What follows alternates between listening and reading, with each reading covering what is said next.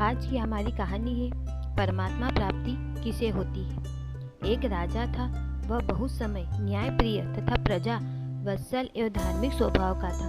वह नित्य अपने इष्ट देव की बड़ी श्रद्धा से पूजा पाठ और याद करता था। एक दिन इष्ट देव ने प्रसन्न होकर उसे दर्शन दिए तथा कहा, हे राजन, मैं तुमसे बहुत ही प्रसन्न हूँ। बोलो, तुम्हारी कोई इच्छा है? प्रजा को चाहने वाला राजा बोला, भगवान, मेरे पास आपका दिया सब कुछ है। आपकी कृपा से राज्य में सब प्रकार की सुख शांति है। फिर भी मेरी एक इच्छा है कि जैसे मुझे दर्शन देकर धन्य किया है, कि मेरी सारी प्रजा को भी दर्शन दीजिए।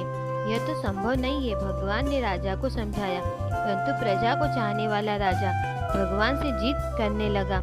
आखिर भगवान को अपने साधक के सामने झुकना पड़ा और वे बोले, ठीक है, कल अपनी सारी प्रजा को उस पहाड़ी के पास लाना।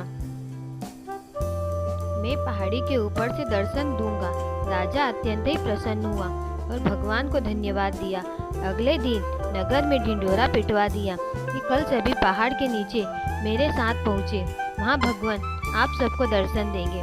दूसरे दिन राजा अपने समस्त प्रजा और स्वजनों को साथ लेकर पहाड़ी की ओर चलने लगा। चलते चलते रास्ते में एक स्थान पर पहाड़ देखा। प्रजा में से कुछ एक उस ओर भागने लगे। तभी ज्ञानी राजा ने सबको सतर्क किया कि कोई उस पर ध्यान न दे, क्योंकि तुम सब भगवान से मिलने जा रहे हो। इन तांबे के सिक्कों के पीछे अपने भाग्य को लात मत मारो। परंतु लोभ लालच में वशीभूत कुछ एक प्रजा तांबे के सिक्कों वाली पहाड़ी की ओर भाग गई। गठरी बनाकर अपने घर की ओर चलने लगे। वे मन ही मन सोच रहे थे, पहले सिक्कों को समेट ले, भगवान से तो फिर कभी मिल लेंगे। राजा खिन्न मन से आगे बढ़े। कुछ दूर चलने पर चांदी के सिक्कों का चमकता पहाड़ दिखाई दिया। इस बार भी बचे हुए प्रजा में से कुछ लोग उस ओर भागने लगे और चांदी के सिक्कों की गठरी बनाकर अपने घर की ओर चलने लगे। उनके मन में विचार चल रहा था कि ऐसा मौका बार बार नहीं मिलता है।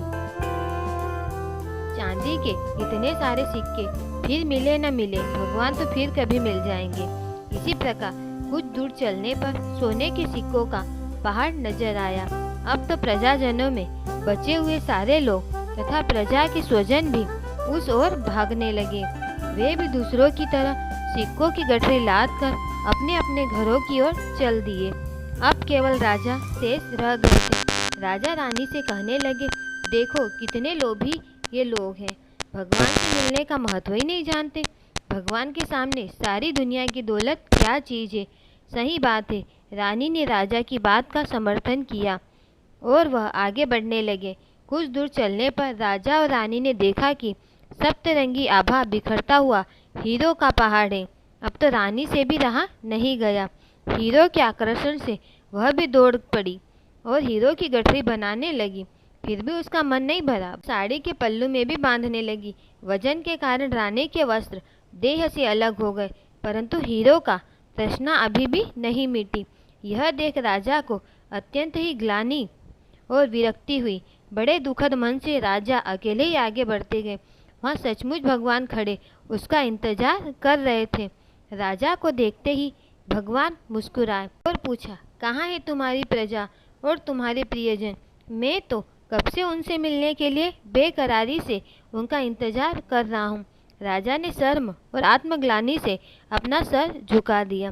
तब भगवान ने राजा को समझाया, राजन, जो लोग भौतिक सांसारिक प्राप्ति को मुझसे अधिक मानते हैं, उन्हें कदाचित मेरी प्राप्ति नहीं होती है और वह मेरे स्नेह तथा आशीर्वाद से भी वंचित रह जाते हैं।